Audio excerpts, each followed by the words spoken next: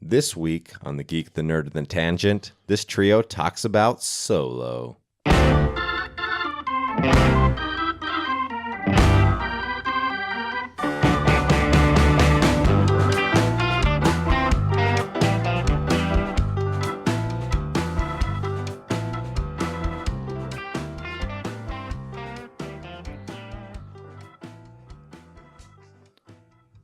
Welcome to the Geek, the Nerd, and the Tangent, where we talk about TV, film, and random topics. I'm Brett Anderson. I'm happy to be here.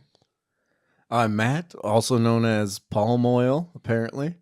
And I'm Eric. I'm also known as your best friend. That sounded super creepy. Yeah. You're right, that did. But we're BFFs forever. That's two forevers. BFFs forever. forever. All right. Well, we have a great show today. We're going to talk about some movie news, get into some random topics, and then we're going to spoil Solo. And if you had a chance, you could listen to our first reaction show. We'll post that into the feed. And that's spoiler-free right out of the movie theater. Sitting in Eric's car. For the first time. Yeah, for the first time. Because I actually have a car. I've been in your car before. Oh, you're right. You guys have been. But I've driven. But you we guys. had... Your car is where we first talked about doing this podcast. Yeah, that's true. After we saw Ready Player One. Ready Player One. And then we really got into this. We laid it down. And I was like, guys, if you're serious about this, let's do it. And if you're not serious about this, shut up. And then the next day, I ordered microphones. Excellent. So it seems like my car's the happening place now. It's the place where things happen. For the first time since I never had a car until 5 years ago. That's true. How does it feel, man? It's good. We can't go to Sonic anymore, though. And I know. That's... Well, you can. You We used to can't go to drive. Orem. You have to go to drive Orem further. You got to drive far, which is fine. instead of Pleasant Grove. I don't even like it that much anyway. Yeah. I mean, their shakes are okay. And Well, when I lived in Orem, I had I bought one of those things for, the coupon book. No, it was a coupon book. It's like for kids who, to raise money for the football team or whatever. The coupon And so it was card. like the Wolverine card for Timp. Mm-hmm. And if we went on Tuesday at a special deal to get like half off burgers, and then we could use that coupon to get buy one get one free. Whoa, And that's a lot they of they burgers. told us they were like this, the shouldn't stack these discounts or whatever the first time we went. But then every time we went on Tuesday, they did it. So we got 2 hamburgers for the half price of one burger. Oh, nice. And I was like, well, this is good because these burgers are good sized and better than it's a good deal. Well, it's always the best when you can get a good deal on a burger. All right, what movie news do we have? We got some great movie news this discussing week. some stuff. The biggest one we're going to throw out there this week, there's a few other little things, but this big one is Lucasfilm has officially announced a Boba Fett movie. Did they do a press thing on this, or is it? It seems pretty official. All the headlines say so. It is It's kinda official. just said. It's an official announcement from Yeah. Lucasfilm that they will be doing a Boba Fett movie. I wonder about this movie. What do you guys think about a Boba Fett movie? What do you think about Boba Fett in general? I think it would be awesome. I think he's a very interesting character. I mean, undermined character. I think he can be very more interesting than they portray him. As long as it's not about his childhood as that kid in Attack of the Clones. I think Clone Wars tackled him as a kid. They did so all I the don't think- kid stuff in Clone Wars. Well, and this is my thing. I've Lawrence Kasdan had a little thing, and then I was listening to another podcast where they had an idea. They're talking about like, what if Boba Fett gets killed and someone takes his identity, like, and then it's not even that kid the whole time; it's some other guy, like this. And I was like, well, at first I was like, that seems like a dumb idea, and then I was thinking about it. Well, actually, what if there's like multiple Boba? It's like the Fetts? Dread Pirate Roberts. Yeah, something like that. Yeah, because and also there was a comic which I did read. That was a Princess Bride reference, by the way, if you didn't catch that. Like the Dread Pirate Woboats. Or Lacey, how does Lacey didn't catch that, did she, Eric? No, she didn't. How does Andre the Giant say? He's like the Dread Pirate Woboats or Yeah. something. He's like, oh, man. Inconceivable. It's pretty good.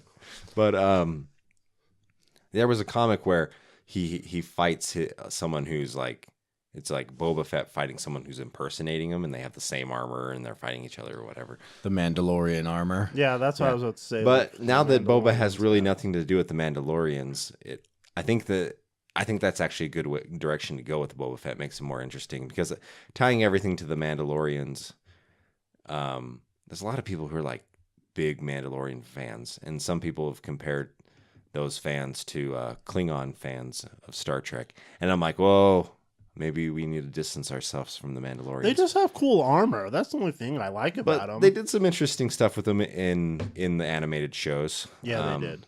Made them more interesting. And interestingly enough, Jon Favreau does the voice for Pre Vizsla, and he does the voice for the new alien guy who, you know, the guy with 4 arms. Oh, you did. Oh. Jon Favreau was doing that voice, and he's going to be, you know, directing the new live action series. So, Yeah, I gotta say about this movie, when I heard about Solo for the first time, and we'll talk about this later, but I had a lot of misgivings as to why this was the direction they're going. Why are they doing this movie when they have an entire universe of movies they could make? And I think I know the answer to that, but I'm not sure if I liked the idea of the Solo movie, and I feel similarly about this movie with Boba Fett. I just think, why are we exploring Boba Fett? Like, he's a pretty insignificant character. A lot of people are passionate about Boba Fett, but it's fun just having him be where he is, like in Jabba's palace and in Darth Vader's cruiser, you know, being his part of that. barge. Yeah, the dark and mysterious. Yeah, he's But just this mysterious guy I that think this goes back to kids who are watching Star Wars and latch on to everything on the screen. And then these kids are now the kids that are the people who are paying the money to buy the merchandise and watch all the movies. And these are the guys who are making the movies generally. And it's just makes good sense for them on a financial and business side. This character's popular. People have interest in this, so they're going to make it. I don't think that's the same thing with Solo. Rogue One was interesting, and that was a risk. I like that was how a they did risk, that. and I love Rogue One. I'm a weird one who just like totally loves that movie. Rogue One was a good movie. Yeah. It wasn't a bad movie. I just like how they explored the Empire. I like the Empire. It's an interesting. I like to see stormtroopers. Like the old-fashioned stormtroopers are always cool to see, and I kind of wish we did see more of those in Solo, but we'll get into that later. Also, they're going to be doing a Obi-Wan Kenobi movie. Has that been I don't think that's You official don't think yet. that one's That's I don't been think the it's biggest that one rumored has. one, and it's like Oh. I think it's but- all but confirmed. Yeah. Oh, okay. But Yeah. it's I thought You know. they had confirmed that. because one. everyone loves Ewan McGregor, even though he's like the one person that's people loved from the prequels. They bought his performance as Obi-Wan, minus when he talks about killing younglings, minus that one moment That's You killed the younglings. killing younglings as he brings his hand to his mouth. It's just really in the anti-cheese edit on YouTube, they take that moment out. But like, he was a really good Obi-Wan. He pulled it off really well. Well, he's a talented guy, and He's a good actor for and sure. he is. if they did something similar to the Kenobi book, I'm on board. If that would be interesting. It's a legend story now from the old expanded universe, but actually it could fit in, and I recommend that book if you're going to read a Star Wars book. I do. It's good. Excellent. But yeah, so that's the news. We got a Boba Fett movie and possibly an Obi-Wan movie as well. And Bill and Ted sequel. Bill with and old- Ted. Oh yeah, we got Excellent Bill and Adventure we got the Bill 3. and Ted. It's officially announced and they're officially on board with it now. So, and I honestly think that was one of Keanu's best performances. What if Keanu goes all John Wick and this whole movie's like, what? Just make like Bill and Ted rated R? They like somehow turned into ninjas. And then there's some Mr. Rogers movies coming out, a documentary and a Right, biopic. real quick on the Boba Fett movie. So it's going to be James Mangold who is the director for that film. So most recently he did Logan, which was a really popular movie with a lot of people. And and I think he did Wolverine as well.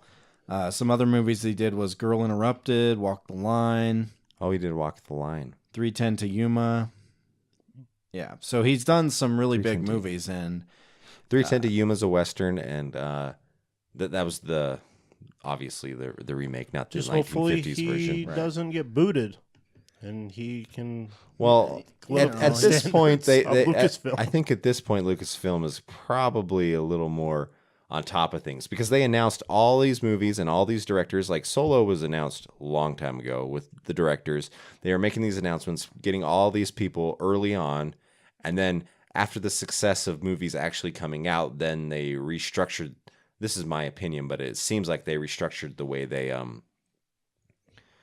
they were handling things because of reality of making the films, and also they have a certain tone now that they want to achieve. Because Force Awakens, I think, because huge moneymaker, you know. Yeah. And that almost paid for the purchase of Star Wars. Yeah, it did. Not really, but it made a good. Oh, and it's still, I mean, they're still making money once the movie's made. It still makes money one way or another. And with all those toys, Yeah, that's That's always where been they- Star Wars. that's where they really get their money is the toys. and Disney sells things direct in the Disney store. You can find anything with the Star Wars logo on it. You can get makeup. You can get cups and plates and Whether these things are anything. quality or Band-Aids. another No, question. There's some really garbagey Star Wars there are. things, but they're making money off But it. paper Yeah. plates for birthday parties. My wife threw me a Star Wars birthday party once. Nice. Oh, wow. Those are We had- classic. Basically, we just had Star Wars plates, but But still, I mean, that's Hey. cool. and then we had guacamole, and we had all kinds of You could have yummy made the, Mexican food. You could have made the cake a dome, so it looked like the Oh, she Death Star. what? There's a YouTube channel. I can't remember her name. Nerdy Nummies or something like that. I can't remember the. Oh, I know what you're But she talking makes about. she She makes does those cakes. desserts that are nerdy, and she did a Death Star cake, Oh, that's cool. and I watched that episode with Holly. That's cool. Which Holly was only watching it because it was a Star Wars thing. She's like, "Oh, could I make this for Brett?" That is cool. I'll have to look into that. I like nerdy food. So as Brett was saying earlier, the next on our news thing is Mr. Rogers' documentary. It's called "Won't You Be My Neighbor?" And it's, I believe, being released on June 8th. It will have somewhat limited release because it's not a huge budget movie, I'm sure, like a lot of movies are. And it's a documentary, and a lot of times those don't have a wide release. Is this going to get film festival entries and stuff? Is that the plan? I'm not sure on that. I'm sure in Utah that it's mostly going to be a Salt Lake thing. For me, this guy is one of my heroes, so I will definitely be making the trip wherever it's being shown to go see this movie and support it. Because I'm really excited. Be interesting. Yeah, I think his life deserves a good documentary. I mean, he really changed people. He was down to earth. He talked to. I mean, you could relate to him, even though it was a guy, but he talked down to you. He talked. He at talked you. to, yeah. He talked on your level Yeah, is he really talked what it out- was. that's Like not down, he didn't but he didn't talked- condescend. He wasn't assuming. He was just like, you are an interesting individual and you're worth being loved without doing huge accomplishments, and you're great just the way you are. And that was the message that he thought Yeah. was not being demonstrated on television a lot, and he took over that and basically went to Congress and like put them in their place about that and showed them what a genuine person really looks like. And then he took over and made that show and really changed a lot of people's lives, I think. The puppets though are kind of creepy. I love the puppets. Honestly, yeah. Lady neighbor- Elaine. The neighborhood of And his voices. Maple Leaf was my favorite. I always like, just come on, and the trolley always came. I loved that was And my no favorite part. mouths on the royalty or whatever, and they're just like flopping around there. Yeah. And I'm like, it was fun as a kid, but as an adult, I look at it and it's kind of creepy actually. I just love puppets. All right, are we ready to round this up? Let's round this up. Let's round it. It's time for the Random Roundup.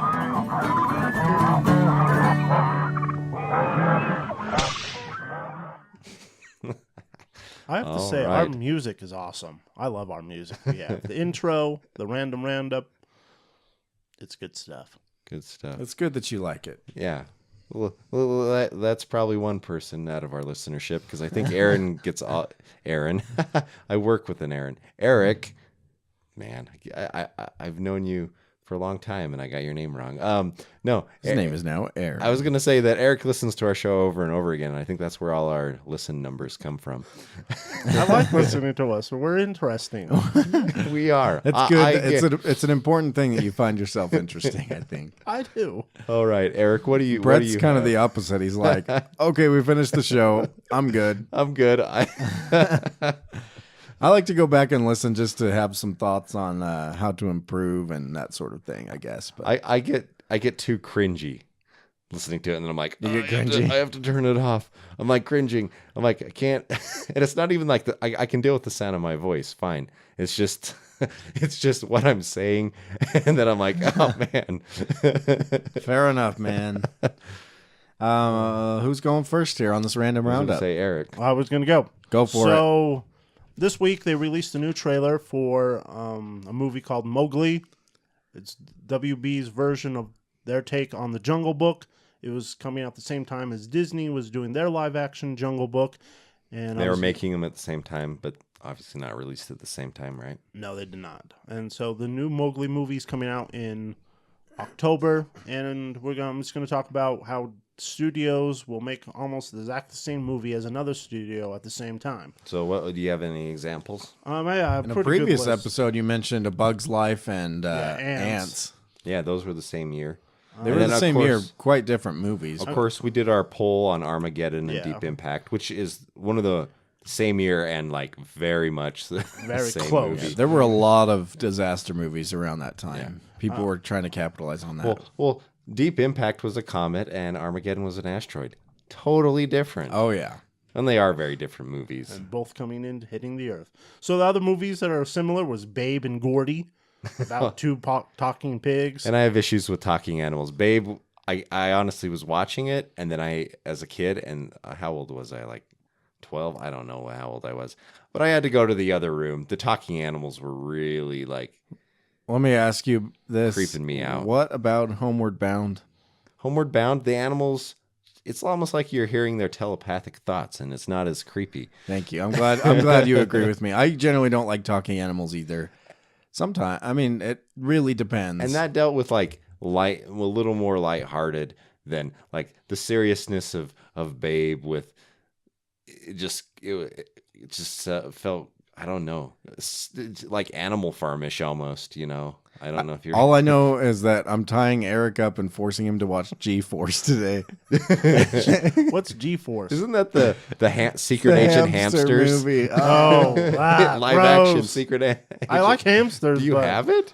I remember the That's the kind of movie Matt would own. Oh, I would not own that movie. If we own it, it's because Chelsea got it for free somewhere and wanted the girls to watch it, but I don't know. Other similar movies.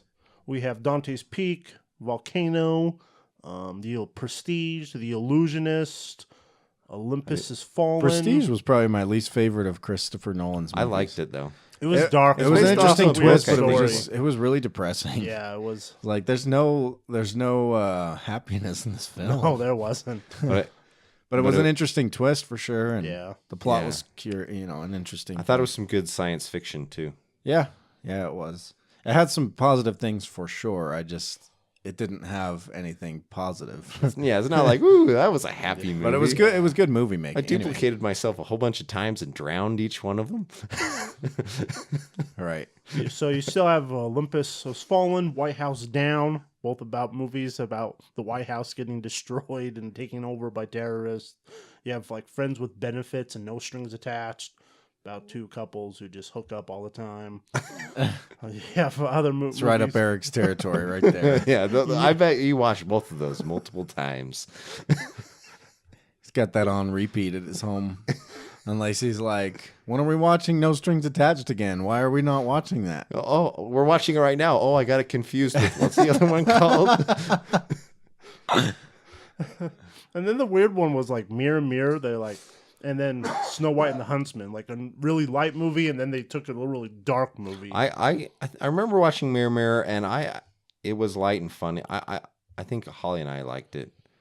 There was Tombstone and Wyatt Earp. Wyatt Earp, and actually Tombstone's the better movie, if you ask me on that, because Wyatt Earp was I just wanted to know the Tombstone part of it. In fact, I was looking online and someone's like, well, you watch Wyatt Earp up until the point that they go to Arizona, and then you watch Tombstone.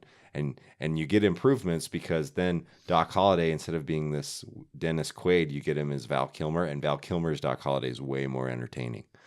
So those are just some interesting examples of how studios will do almost the same movies. Usually one will do better than the other. Like the other studio's just trying to capitalize on the moment. Also, another recent one. Sometimes I think it's just a zeitgeist, and they're doing it parallel, and then they realize, and then when they learn their about research adds up to the same conclusion, and they end up doing that. I also think that if one's usually the better movie, and I think the studio's like, oh, they're doing this movie, let's do this movie, sometimes so therefore we can get some of the money because people, if they go see that movie, they'll want to see this movie too, even though it's not as good, and we can throw less money at it but still make a lot of money. Going off the hype of this movie. Well, I think the Disney Jungle Book is going to get a sequel, isn't it? Yeah, it is. And that was a very interesting movie. I loved King Louie. Yeah, Christopher Walken. It was a different massive orangutan. That was fun. I think that's one thing I like about it. It was such different. It wasn't just a remake from the cartoon that Disney did. They put a little bit of more story in, made these animals like, oh, this is the animal kingdom. Except the whole thing with the water. I liked how it harkened back to the Jungle animals, Book. Brett. Yes, but you know what? The Jungle Book didn't creep me out as much. Although it did, there was the King Louie was the best part for me, and Baloo. It wasn't as creepy because you know what? It harkened back. Now this is I guess an exception, if you will, maybe. But I had the nostalgic factor thinking about the old cartoon, the Jungle Book cartoon. Yeah. And I watched that as a kid all the time.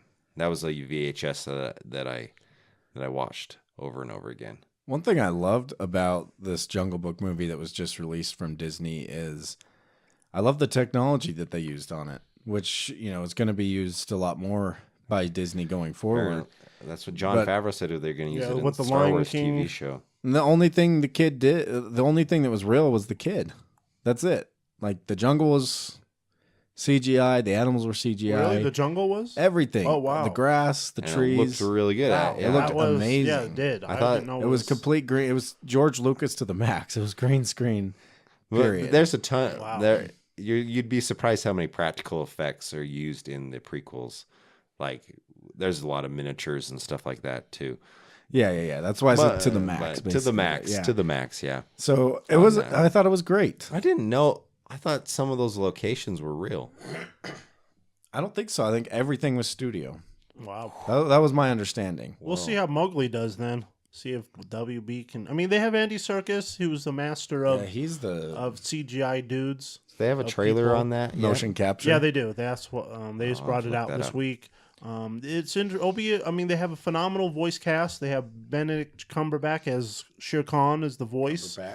Cumberbatch as Shere Khan Cumberbatch. sounds awesome. That sounds I like awesome. Cumberbatch. That's pretty So, sweet name. so I mean, they have a good voice cast. I mean, it doesn't look as clean as the Disney movie, but we'll Like, see. what And do it's you supposed mean to be clean?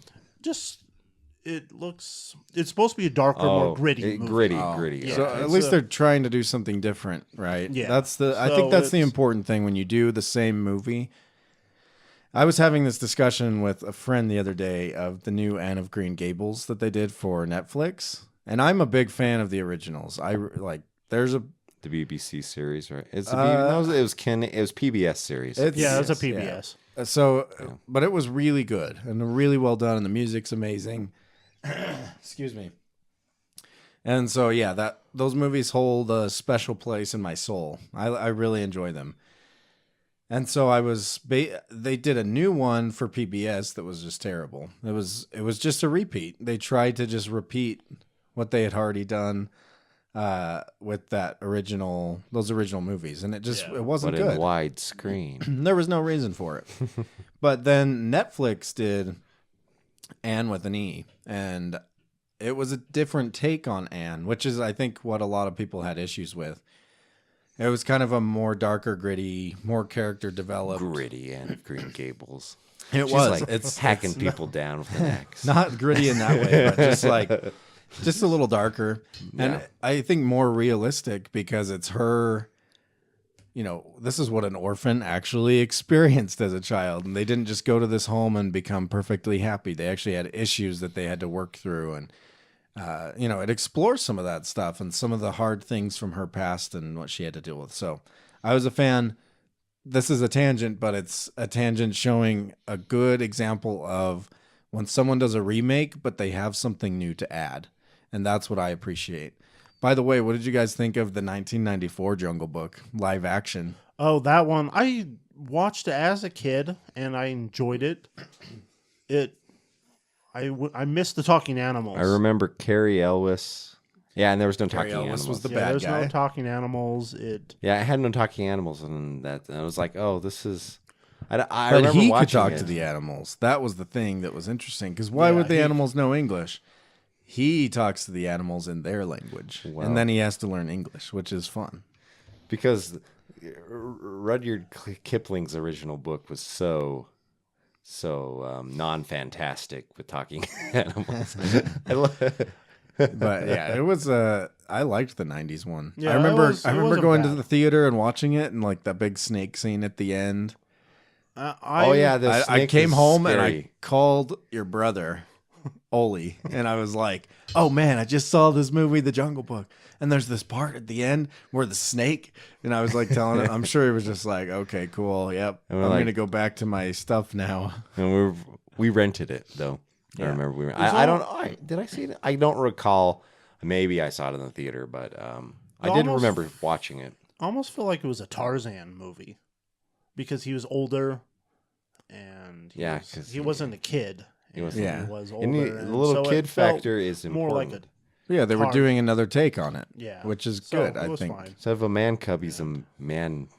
So it was almost. A man. I felt like it was Man, more of man. a Tarzan movie than a Jungle Book, but it was still fun. I mean, I It feel was like good. It had some good themes. they downplayed Louis the monkeys. I felt like I wanted that. I was like, "Where's King Louis?" And He was they there. kinda- He was there-ish, kind of. The monkeys did. He played an important part of They his did. development as his character. Just thinking, ooh, ooh, ooh, I want to be like you. Ooh, ooh.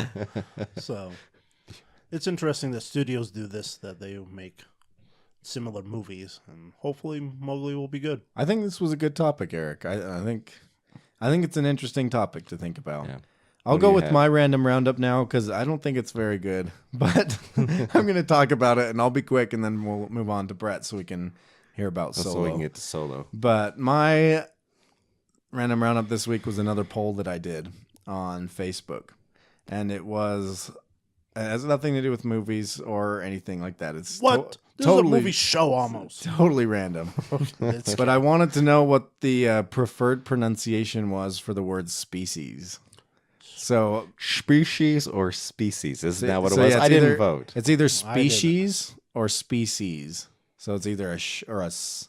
So species or species. Species. Species won out 57% I to think 43%. that's what I would have voted for. I saw it and didn't vote, but How does, Fail. I did you ever failed. look up see how Google Translate says it? Or No, I didn't. Siri But I did or share it. Alexis? You can. I shared it with the Away with Words group. I don't know if you guys listen to NPR much, but there's a fun show on there called Away with Words where you can call in and you're like, "Hey, I've heard this phrase before. Where does it come from? Or where does this word come from?"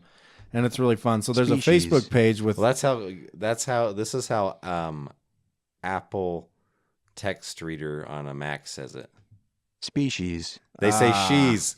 They say say species. she's. But yeah, Oh, I man. shared it there in the conclusion with those people, which, by the way, are probably the most pretentious group of people I've ever met. NPR. I That's bet. pretty. No, it's like not only it's Oh. not just NPR listeners, but it's NPR Word Geek Yeah. listeners. Well, they're already pretty pretentious. Put that on top of like. I'm a NPR listener, thank you. No. I like NPR. I No, wish I NPR, listened to it. NPR shows I should listen are to it pretentious, but I flip to it on my radio. I listen to all the different talk shows. Yeah, the conclusion was that they're both correct. You could say either one, essentially. because it's the For some reason, for me, the way when it is. when someone says species, it really bothers me. Like it's kind of cringeworthy to me. But species Species. sounds better. even though it rhymes with Intro feces. music movie Speech. news. Boba News Bill and Ted. It's reading F.R. our notes Rogers for the show. Random Roundup. Solo spoilers music. Oh yeah, Bill and Ted. We didn't. Species. Did we? Yeah, we mentioned. we mentioned Yeah, it. we talked we about did. it. So Keanu we don't know Reeves. much about it until. So Yeah. All right. Yeah. So species versus species. Species still won out as the preferred thing. And there was like 158 votes. So it was a pretty good population of voting. They were pretty close, but species won out, which I'm happy with. So that is officially the pronunciation you should use. The official Geek Nerd Species. Tangent. the Now you know. pronunciation endorsed by GNT. It's species. the word of the day is species. This show brought to you by Species. Yeah. Species. Species. You're killing me.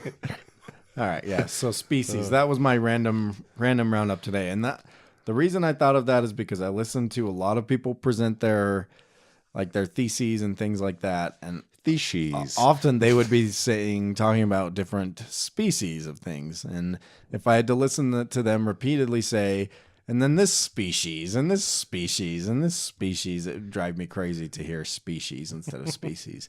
So I decided to finally put it to rest, but it's not at rest. There is not a correct pronunciation. They're both correct. The end. Go ahead, Brett. Species. The speaking of species and Facebook, I was reading Matt had posted something about Solo, and then someone had commented on it about they're not very excited for it, but they were excited to see Jurassic World 2. And then Matt saying like his that Jurassic World was better than Jurassic Park 3. And to me, this is the thing. I like Jurassic Park 3. You do? I do. How do you like it? I do. I'm weird. I do. This is You like what you like, but I'm just wondering how. how because How I need you to like see- Jurassic Park 3. I need to see Jurassic Park 3 again. because it but- gets a bad rap because Because it's a bad movie. we say it's a bad movie, movie. but it's as ridiculous to me in many ways. I don't know. I just for some reason like it. No, it is ridiculous. And Are the all of a dinosaurs sudden- portrayed well? Because I like the dinosaurs. So The dinosaurs if are- the dinosaurs are it portrayed well in introduced the 3, whole- then I need to. I'm like, oh, if I like dinosaurs, It was introducing the idea that the raptors were like super intelligent. They could communicate. And good thing he found this making their weird noises. like nose bone from one of them so he could communicate so they didn't eat him. yeah, Well, it seems like what 3 I just Jurassic thought- World 2 is about is him basically. I choose you, Blue. I mean, Blue. The Jurassic raptor World. comes they basically. take a lot of Chris ideas. Pratt's I think I had a Pokemon. lot of ideas, but this I was thinking about my Pratt Pokemon. That's exactly what this movie is. I love it. no, but I was thinking about my ranking the Jurassic Park movies for me. So I've got obviously the original Jurassic Park movie, which goes down in history as a movie classic, That up is there with so Yeah, it classic. is. with all the classic movies, Casablanca and Star Wars. It's a Spielberg classic. yeah, It's as good as so it gets. good. And John Williams Oh, the music. blew it out of the park. It's Yeah. as good as he gets. Great cast, great movie, great interesting message. Life finds a way. Playing around with science, and then in ways that are maybe unethical and stuff like that. And then You should read the book if you like the movie. and then the first 2/3 of Jurassic Park 2, Lost World. Then Jurassic Park. Until the gymnastics kick to the raptor. Is that- Yeah, and then the whole thing in San Diego, like Oh, the yeah, the Lost World falls They apart. they just wanted to do a Godzilla thing. The first half of the movie is like, oh, this is interesting, and then they get off the island, and then I'm like, that's where the movie just needed to end. It's short, but it needed to end there. And then the boat comes with the Tyrannosaurus, and apparently it killed everyone on board. And I'm thinking somehow, and the people in the bridge of the ship are all dead. I'm like, did it shrink and fit in there and kill it? Because it wasn't like broken apart or anything. There wasn't. And I'm like, whoa, this doesn't make any sense. And then all the mayhem, and so this is why I like Jurassic Park 3, because it's better than Jurassic Park: The Lost World for me. oh, And then it's look, like about equal with the Jurassic. Lost World's not. It's not super good in and of itself, and I think you pointed out the main issues with it. But I think I like it better than the third one. I saw it with my friend Steve Jones when we were like 11. It came out, I think, and we went to the movie theater at the University Mall in Orem. That was still in the mall. Actually, in the mall. It Itself, wasn't. I don't think it was in the mall. It was still apart from the mall, but it was more. It wasn't the nice I just remember, Cinemark that it is today. I remember just the satellite phone and the whole thing with that. I was like, really? This like satellite phone just keeps on reappearing out of nowhere, and I still remember the noise of the baby T-Rex. Let me see if I can. Oh, well, we gotta go back to the Lost like- World and see what the baby T-Rex sounded like. Is there a baby T-Rex in Jurassic Park 3? Can't remember. I doubt it. No, It's more a focus on the raptors there. Yeah, it's the raptors and their super dinosaur that's and the bigger. pterodactyls. Oh, see, and I the end of the movie is crazy and dumb, but it's nice. Yeah, And they they're showed like, some cool dinosaurs. the they the did. pterodactyls are That's flying, like flying wherever they're gonna fly, and it's like I'm like thinking like, are pterodactyls gonna start like roosting somewhere else? Like what, this is dangerous. Those are the totally mobile animals that can fly off the island. Sorry, this was, I guess, a tangent from what you just said. Sorry to change subject so drastically, but that's what I have to say. I like Jurassic Park 3. fair enough. Fair enough. I'll have to go and see him now. You're alone in that camp from me. I haven't seen Jurassic Park 3 in a long time. It's pretty I bad. admit it. So the thing that bothers me the most with Jurassic World 2 is just the music in the trailer. How they're taking that perfect John Williams theme and they're just like, And that's why you don't defiling like it. the movie. Making and they're just like, sound- Oh, Jurassic- da-na-na. Oh, yeah. It's just like Oh, yeah. blaring the whole time. And that's the only like, da-na-na, I guess 4 notes that they can play. It's just those 4 notes. it's over really and over, and dramatic. it's really dramatic. And it's like, And- guys, this music is better than that. And what you wonder what the movie's totally going to be like, because trailer music is one thing than what you actually see in the movie, but the trailer gives away a lot of what's happening in the yeah, movie. it did, feel and I was like. kind of disappointed in that. I was like, Yeah, leave it at the first trailer you saw Yeah. with them running down the hill, which looked bad, but it's, yeah, the first I'm trailer, gonna I was see like, it. oh, this looks interesting. I'll But see then it. the second trailer, I felt it gave away more of the plot, and I'm like, really? Oh, okay. yeah, agreed. I'm still excited you see- for it. Sorry. Did you see it was like a little skit where he's trying to bring Blue on as a service animal on the airplane? He has him like in a crate. It's kind of funny. It's just like a little pretend teaser thing with Chris Pratt. Oh yeah, He's just trying to bring Blue on as a service animal in a crate to the airplane. It's pretty funny. You should check it out. Solo. So we're going solo. This trio's going solo. So we I went did and saw not it. go solo. We were all there except I brought my wife, Heavy. Matt brought his wife, and Eric came alone. Yeah, Lacey didn't care for it. But Lacey, you missed out on a great triple date experience. Gotta say. I was telling Chelsea, Matt's wife, it's like old times. It was, yeah. It was like old times a bit. I gotta say, there's a heavy spoiler warning ahead. Spoilers, spoilers, spoilers. Yes, We're we'll be gonna- spoiling the movie. We're going to talk So about if you don't want to be spoiled, if you know what I mean, don't listen. Yeah, we know what you mean. Don't spoil yourself. don't spoil yourself. Yes. Don't do that. Well, I spoil myself all the time. I got donuts yesterday. I spoiled myself. Okay, I will leave it at that. All right, so we just saw it yesterday, opening weekend. We gave our first impressions. Let's dive in a different episode. Let's dive right into it. What did you guys like? Spoilerific. I liked how, I always go back to story. When it comes to a movie, it told a good, complete story. It didn't try to give us a whole background on Solo. It just gave us a little bit of his life going, boom, this is where he is. This is how he gets to where we see him in episode 4. And I like that. I was thinking about that. I'm like, it didn't show him as a baby or as a kid like some origin movies will. And it doesn't give us this huge background. It just shows this guy. He's in a crappy world. He's trying to get off, trying to make his life better. And we see that progression. He's he's that classic orphan story. Yeah, so we talked about this a little bit in the other episode. I wasn't entirely sold on him as Han Solo, but watching the movie, it didn't really matter to me. Even though, so basically, Alden Ehrenreich makes one face during the whole movie, and it's Yeah. like that smug look that he's trying to be Han Solo-y. But he doesn't do a bad job at the same time. He does fine, and it doesn't jar you out of it. Occasionally, I would think like, could this translate to the Han Solo we know later as Harrison Ford?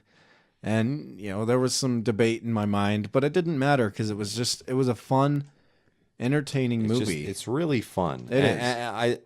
And that's what it comes down to. You can nitpick it from a super Star Wars fan and have all kinds of issues with it. And you can have issues with it on many different levels. But if you just go into it just to have fun, it's fun.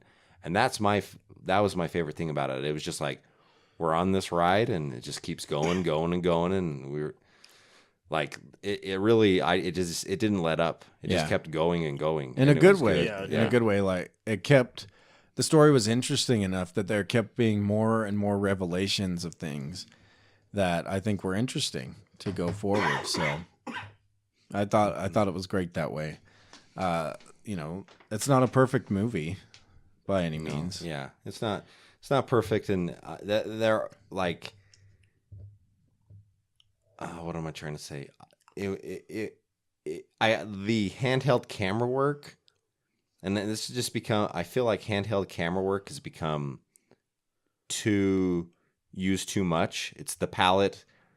Out of all the colors on the palette that they can paint a movie with, I feel like that one's being used maybe a little too much. I would think they can pull it back and use it more strategically to create a certain feeling. Yeah. And sometimes I was like, I just kind of want to have a more traditional Star Wars type visual experience, because usually, if you go look, George was very stationary. And then when he did handheld stuff, it was for certain feelings. I'm trying to think when he did.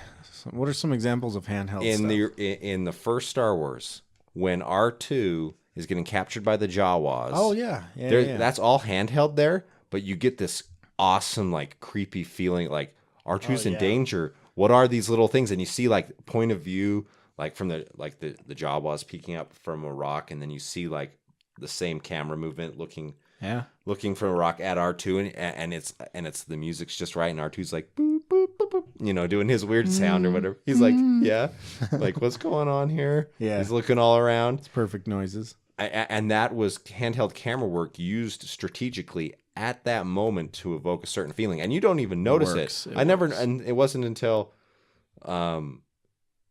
this month, Star Wars, on May the 4th, Star Wars Day, when I threw it in and I was watching some of it, I'm like, wait a minute, this is all handheld right now.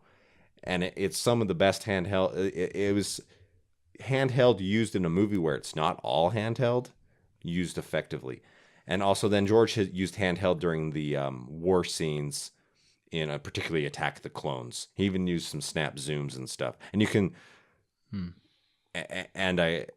the debate was whether those were used in a good way, because actually the soldiers didn't look good until Revenge of the Sith, because they were all the animated soldiers in the Clone Wars were just animators.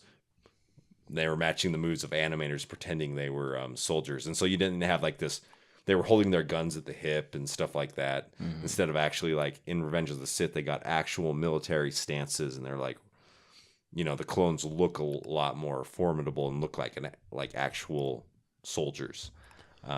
But that's a tangent on that.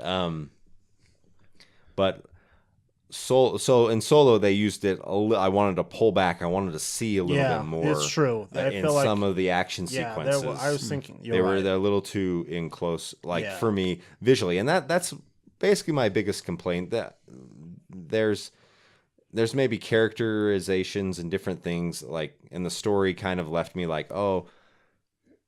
don't know. I was like, is there going to be a sequel? I kind of felt like it didn't tie it up as much as I wanted it to, but it was still tied up. The story is complete. It's a complete story, and because Kira's still alive, and I was like, oh, I thought she was, but it's I guess she's gone. She There's no turned evil. there's no point in him going back to her or Well, anything. my wife made a good point about her, and that they were pretty consistent with her character as far as the choices that she makes. Because at the beginning of the movie, when they're still on Corellia, Yeah. is that where they are? I Yeah. think Corellia. When they're still there together, she says, "We're safe here. Let's just stay here." And it's basically like you're in the safety of bad guys, you know. Yeah, That's kind safety. of her thing is like, we're safe here. I have the power to be safe here. And at the end of the film, you know, when she Talks to Darth Maul. she takes over, she takes the ring and she kind of takes over after killing. She's now I guess the leader of Crimson Dawn. Yeah, so she's the leader now, but maybe it's still that need for her to feel safe in whichever way she does, and she happens to be a very powerful person now who can create her own safety net and power. And who knows what she went through in those 3 years. I mean, Yeah, there's a Yeah, lot of things that obviously could there's turn a lot her of- more toward that crime. she type saw more. She says that. She's like, you don't know what I've seen. I mean, they And she's kinda- like telling him that he's the good guy, and he's like, "No, I'm bad. I'm a bad guy." Yeah, that I thought that was an important scene actually, like that was. because he's full of it. Like he's not a bad guy, and I think it was so important for someone to take a moment to step aside with him and be like, "I'm the one that knows you, and I know you're a good guy." I mean, he even joined the Empire for a while, even though. Well, that was like to escape. Yeah, that Essentially. was. It was He like- but he needed wanted to something. be but still, I mean, He he has- wanted to be a pilot. He has he those was ambitions still loyal. to be a pilot. I mean, that's the thing about Solo. He's still loyal. He was still loyal to the Empire for those fight scenes. He could have, but then he was like, "Okay, these guys are going to help me get out. I'm gonna." I mean, like he says, he's just. I'm a refugee. I mean, not a refugee. What was the word he says? He's an escapee, or just a guy on the run. I mean, really, that's his whole purpose is trying to find a better life. Yeah, I gotta say, in the scenes with Chewbacca, like that initial scene when they're imprisoned and they have to escape, he totally would have broken his spine like 16 times. the way Chewie was throwing him around like a rag That doll. was ridiculous. Like, But that was a cool scene, though. It was a cool the scene. cool idea of how he met Chewie and how he freed Chewie. It doesn't go with like the classic, I guess, like he expanded goes to free universe. the slaves. And, Yeah, where he's like an imperial with the yeah. slaves, and he has a change of heart or whatever. which He's there an is actually. He is an imperial at that point. He's an imperial soldier, but I think the Aftermath books, if I remember right, they cover a certain moment when Chewie and I think Han go back to Kashyyyk to like free everybody from some slavery. I think it There's covers something like that that in covers those books. something Yeah. like I mean, they talk about the Wookiees being enslaved by. Yeah. So they're enslaved, and he Empire. rescues some of his, I guess, tribe. It didn't really say specifically if it was his tribe or family or not, but well, and the idea from the old expanded universe and kind of from the holiday special that Chewie has like a family has always kind of bugged me. That he's like, if he has a family, why is he, you know? the life debt. Well, That's and the what it thing is, the life debt isn't even brought up in this. Like, Right. is that even? It's really I a think thing. it is canon though, because I think it's been covered in other places. Well, I think as far as the in- new canon, in with the some books other and books the in the tie-in, new canon, I think has been specifically stated that there's a life debt. there's a life debt Yeah. there. So I don't know, I don't know all the Wookiee culture. I mean, I liked how they didn't just shoehorn in it. I thought it was like, how are they going to introduce? And I thought it was a fine thing. Like, oh, he meets him. Oh, he understands a little bit of Wookiee. He talks to him, and then he's like, hey, But I why can did get you out. they didn't explain how he knows any Wookiee? That seemed a little convenient for me. Well, Like, why can he speak Wookiee? yeah. He's a street rat. There's He no picks up probably different languages. Well, how does he speak Wookiee in general? How does Wookiee. anybody understand Wookiee? And the fact that he's actually speaking it was kind of interesting, doing the gargling roars and growls.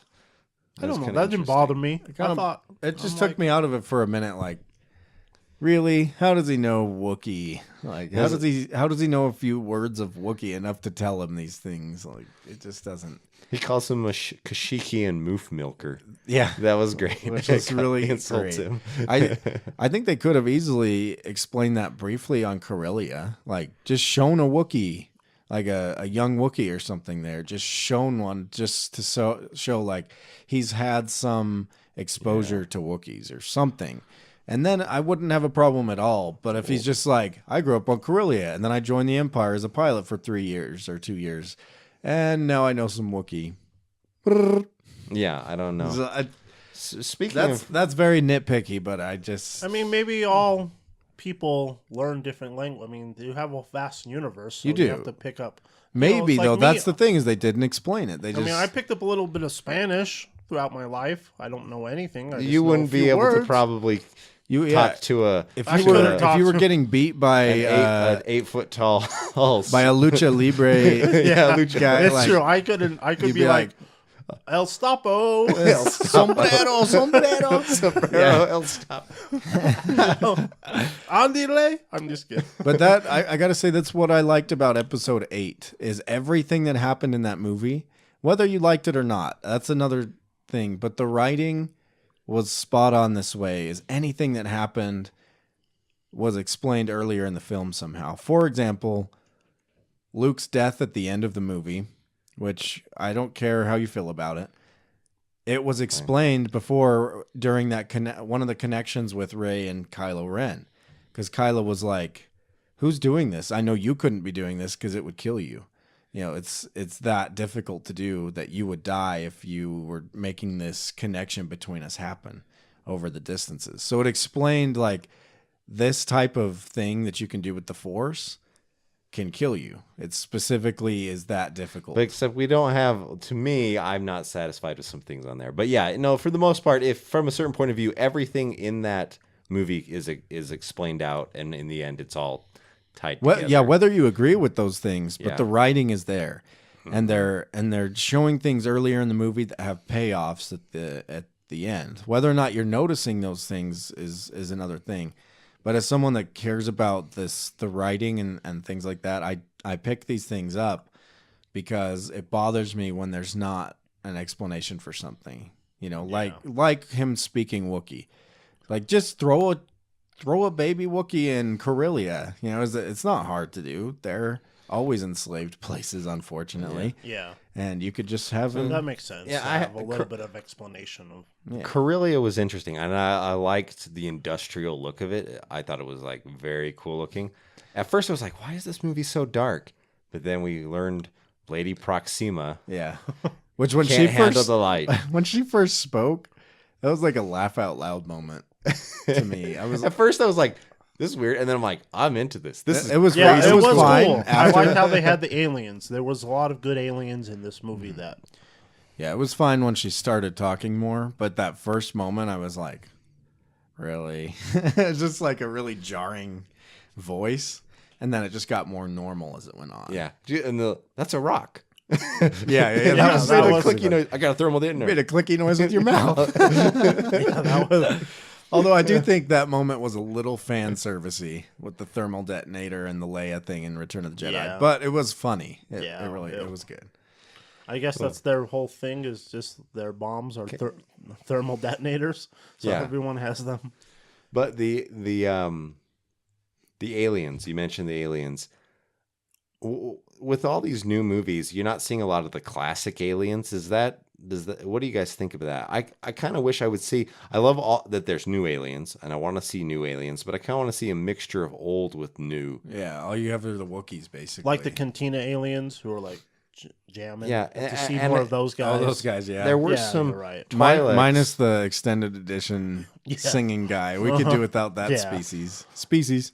that always reminded me. There was some honeycomb cereal. Do they still make honeycomb? I don't know. Yeah, they do.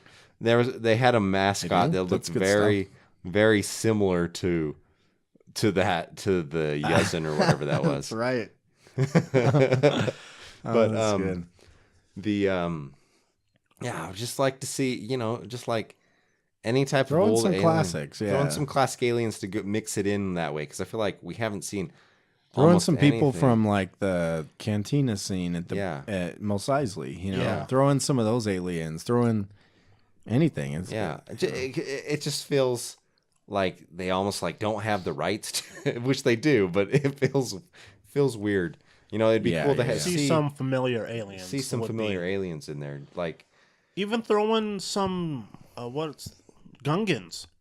You know? oh, I that would be crazy. To throw a would be Gungan interesting. in there You could, because it would just be like it would just be interesting. I don't know. I think it like, would be fine. I mean, they exist in Star Wars, and you can't Yeah. get around that. no, they Why do. not throw 'em out And there? Throw in what if they threw in a little Ewok somewhere? No, I'm just- Throw in an Ewok. that would be weird. That would be it's- funny. because it would It's like an some- Ewok that got some- out of. Endor somehow someone could have He's easily like, kidnapped an Ewok. I had a dream to and- seek education and become a marine biologist. That would be great. so Oh, they man. could. just yeah. Or a Gungan that that's talks something normal. that I've heard on and read on the internet. You know, and I was just wondering what you guys' opinion on that, because I think that it would be awesome to see some classic aliens It's true. I think that would have been nice. other than Admiral Akbar and Nia Num. You know, so throw in some of those Cantina aliens. Yeah. Yeah, that's true. I like that. Let me ask you guys about the ending. There were a lot of good twists in this movie, and they kind of kept you guessing because, and you know, you were suspicious of the characters at different points, but you're not sure how suspicious to be or why you should be suspicious.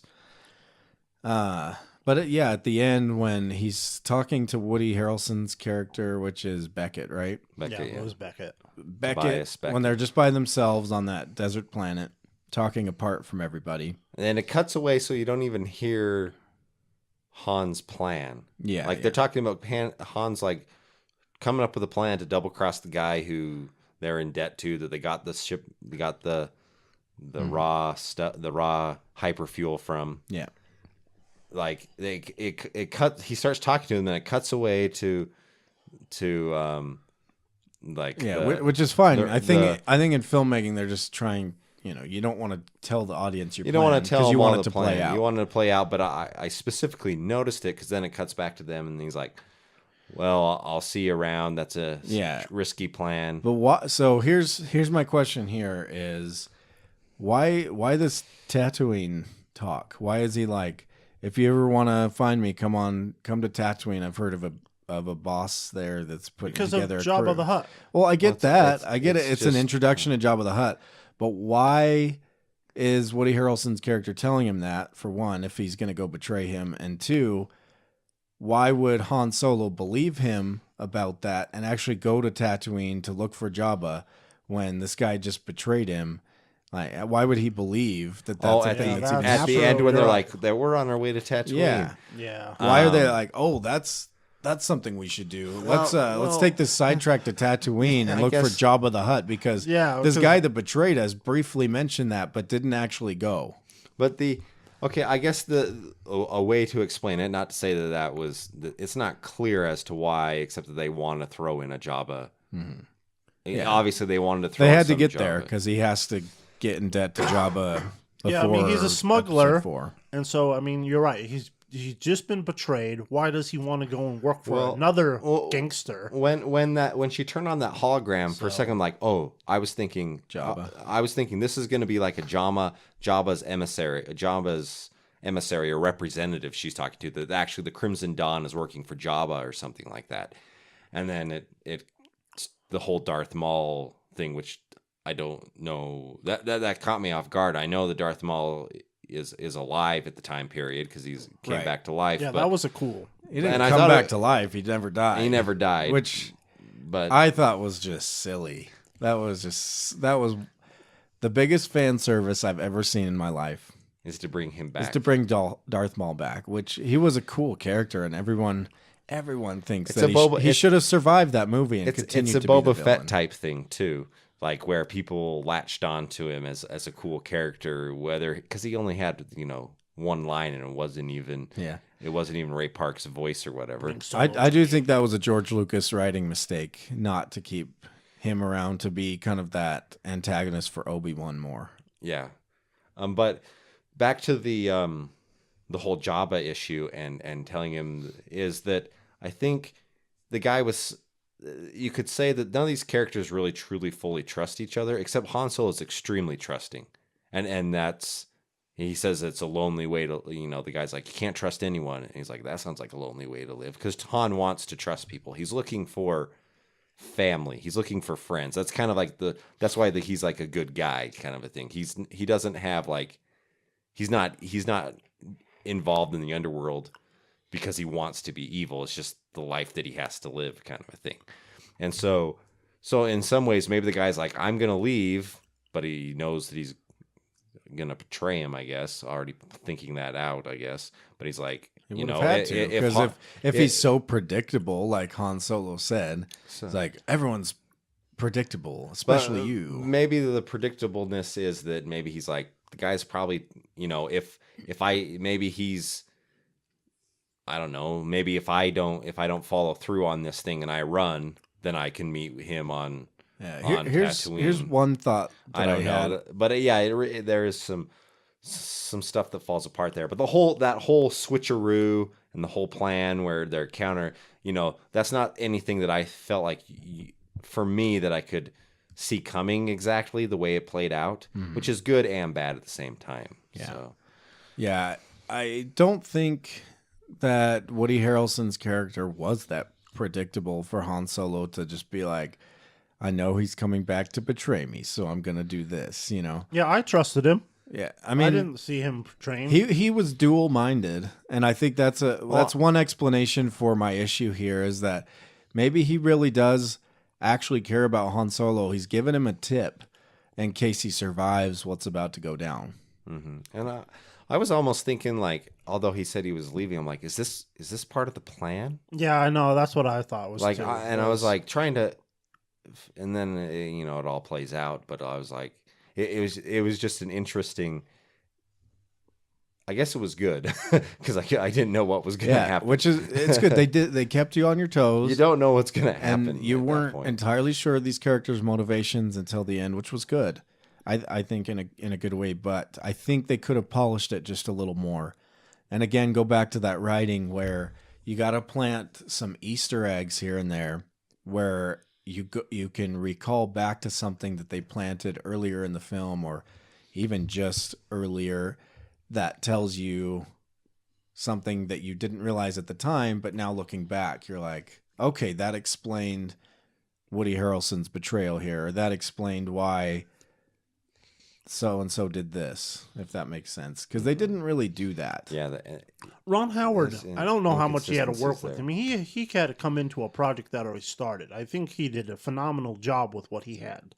I don't know if because of switching directors, the story got jumbled. There were some things that couldn't get tweaked fast enough before they wanted to get into production. I mean, I think it was good enough. It wasn't make or break, these little nitpicks that I'm saying. No. It's just, I would have liked, I really appreciate smart writing, I guess. And I think the nitpicky things are typical movie blunders. I mean, there's so many movies that will do that. They don't fully go to the distance where they should. They just kind of like, oh, we need to get this done.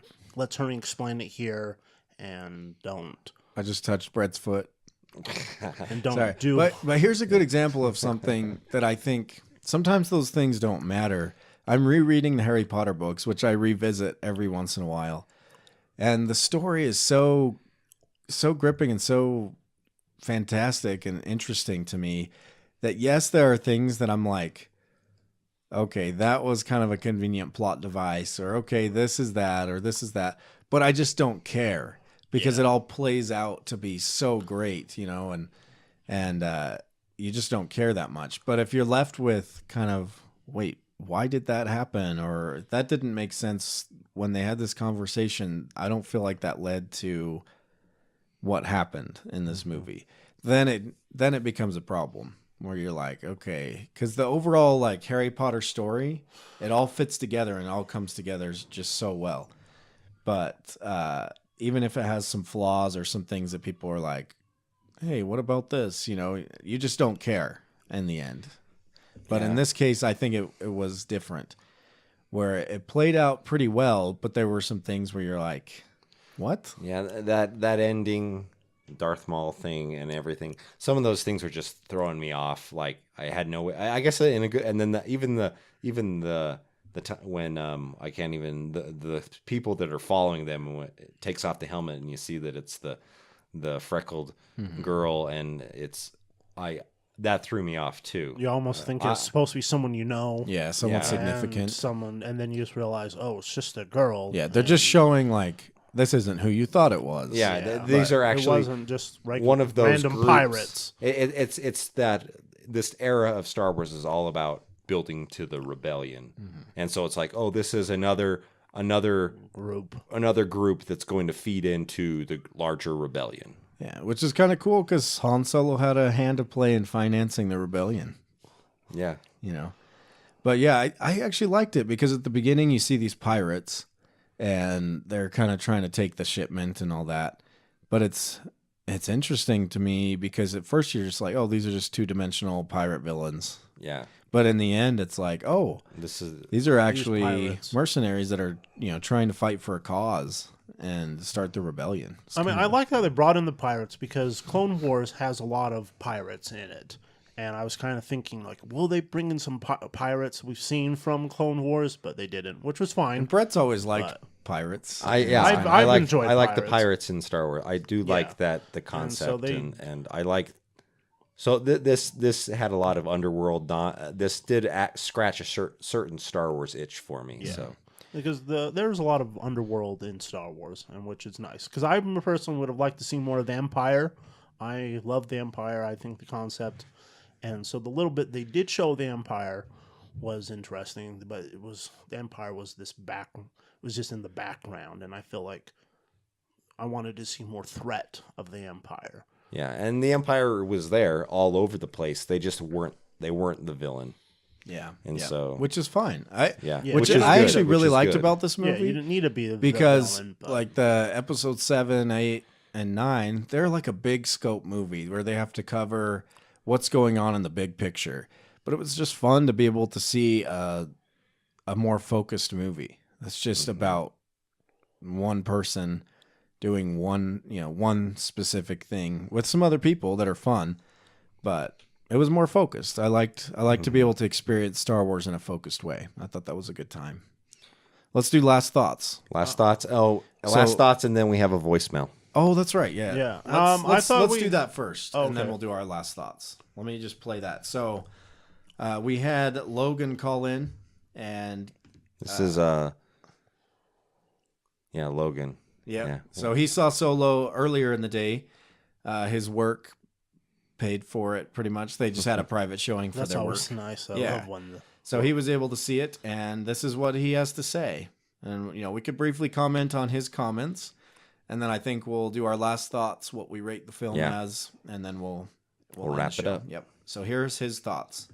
Hey everyone at Geek Nerd Tangent. I love what you guys are doing. I just thought to call in and give my opinion. I just saw the new Solo film. I was admittedly, I suppose I have a film critique response, an emotional response, which is from a film critique response. I thought they were very faithful to the characters, and I thought they did a very good job of representing kind of the path that Han and Chewbacca have to take on their journey to become the people that we become to know them as. And I thought they did a faithful rendition of that, as best as they could.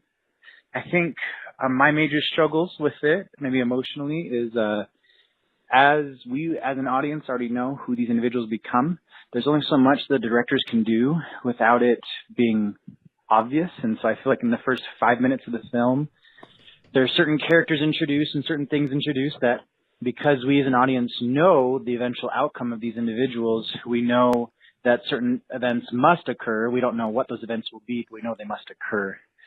And so I find that's hard for a director to walk into because it makes the film more or less, you can't do anything really extra special with it because you're kind of trapped into an eventual outcome sort of thing. So I think it's one of the major things that the film suffered from. Otherwise, I thought it was a good film.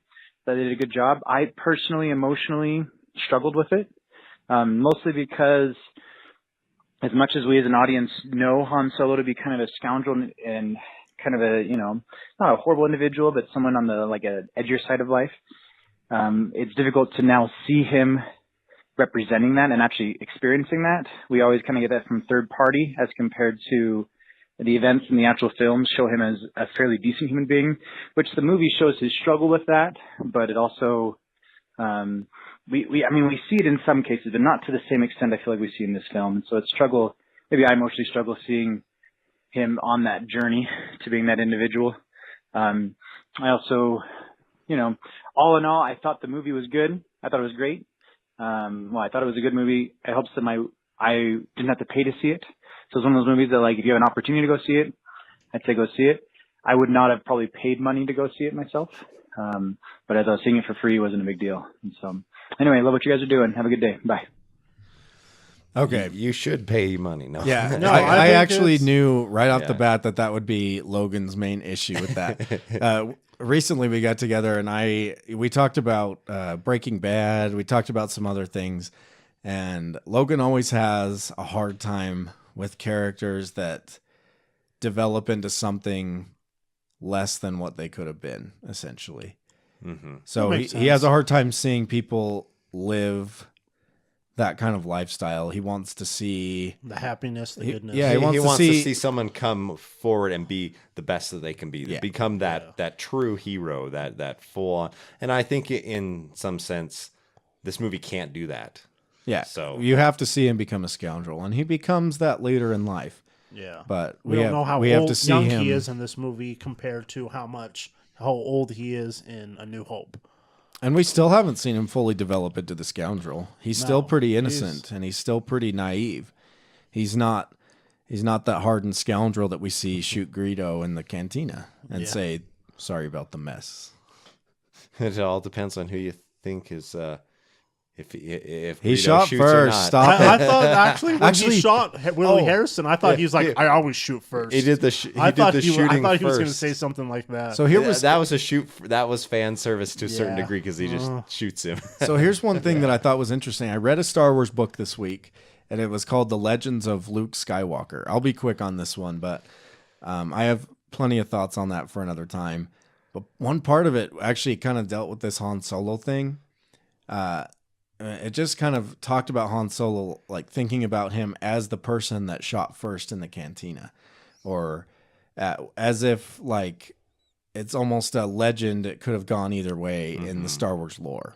And Yeah. so like Lucas changed it, but they're kind of playing it out as we don't, I believe in the novelization, that old 1977 novelization, ghost written by it's the guy who did the novelization for Episode 7. It says that there was just like a flash of light or something. It doesn't even say who pulled what or what, and then the flash of light, and Greedo is basically left dead. Oh, so it's up to interpretation. Yeah. I get, which is interesting. But anyway, I have 3 questions. yeah. What did we think of the Kessel Run? Was that shoehorned? I thought the Kessel Run came a little too quickly to Okay. me. I think they The could have Kessel done Run. it.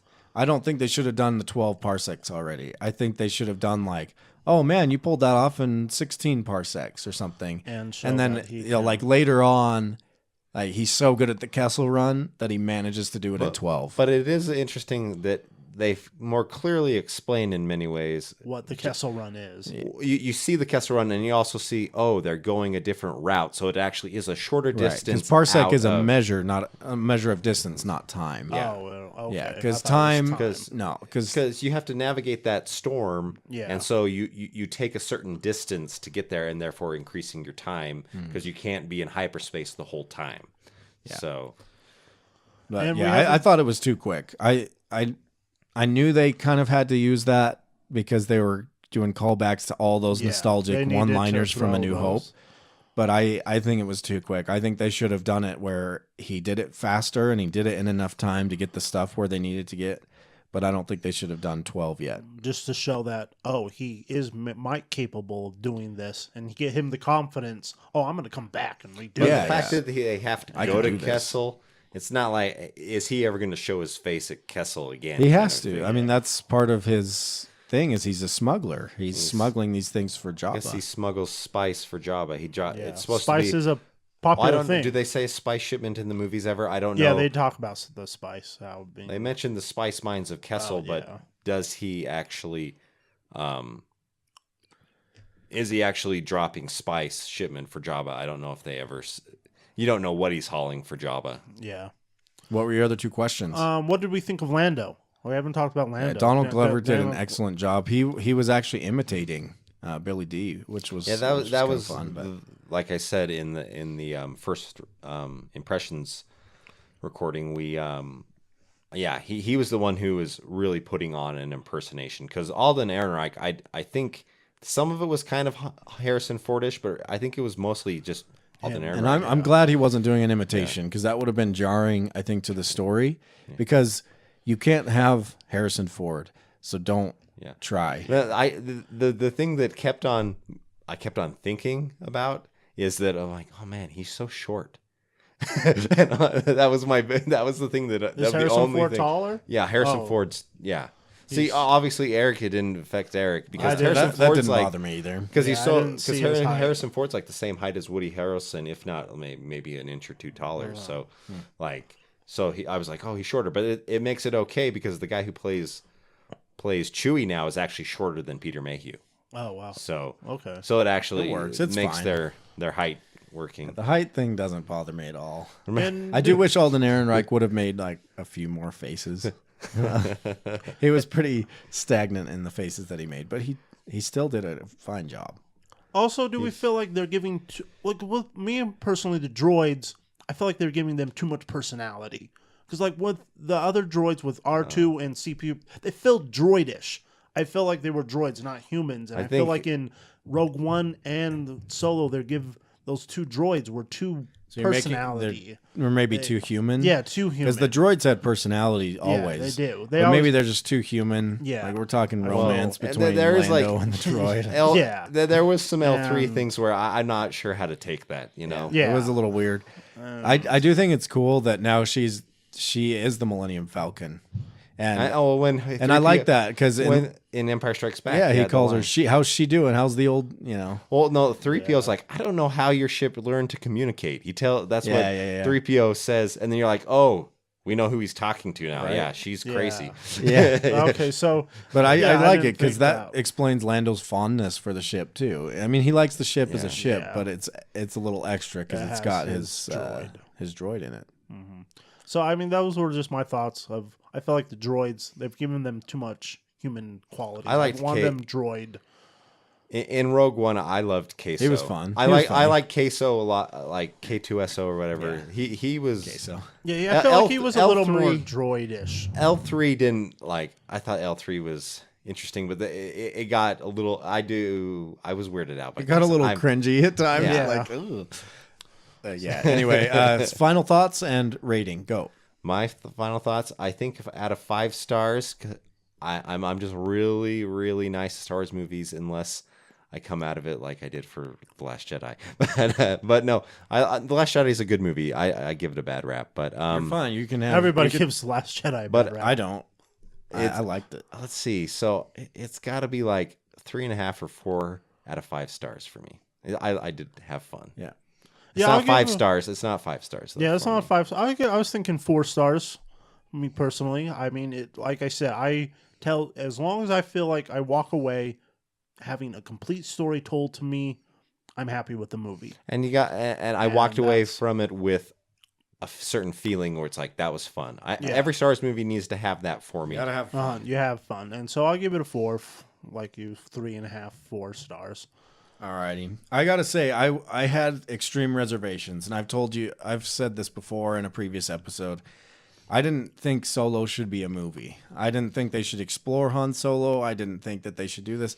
I thought Woody Harrelson felt weird to me in the Star Wars I universe. was- But watching this movie, I had to eat my words. I thought it was a really good time to watch it. Of all the new movies, I had the funnest time watching this one. I'm not saying it's the best of all the new ones, but I had the funnest time with it. Woody Harrelson was great. He was a little typecast in it, but he was really fun and a good character. And he added a depth, that professionalism that you need in a Star Wars movie like Alec Guinness gave to those He basically was the originals. classic actor. Yeah, for yeah. this, like the big name who's been around for a while. I had to eat my words with this movie. I thought it was great. I had a really fun time. The story was interesting. The characters were compelling, fairly three-dimensional. I think maybe minus Han Solo himself a little bit, but you kept questioning like, okay, what are their real motives? What are they going to do?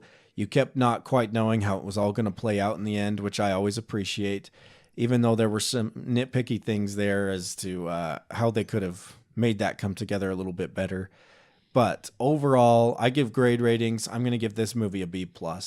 One, because it exceeded my expectations, and two, just because it was a really fun movie, good cast, great story, overall, just a lot of fun. So B+ from me.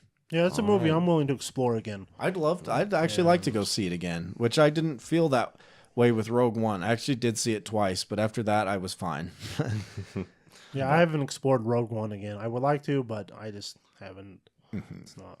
But yeah, so that's Solo. We had a really fun time. Go watch it. Seriously, Go see it. it's a lot of fun.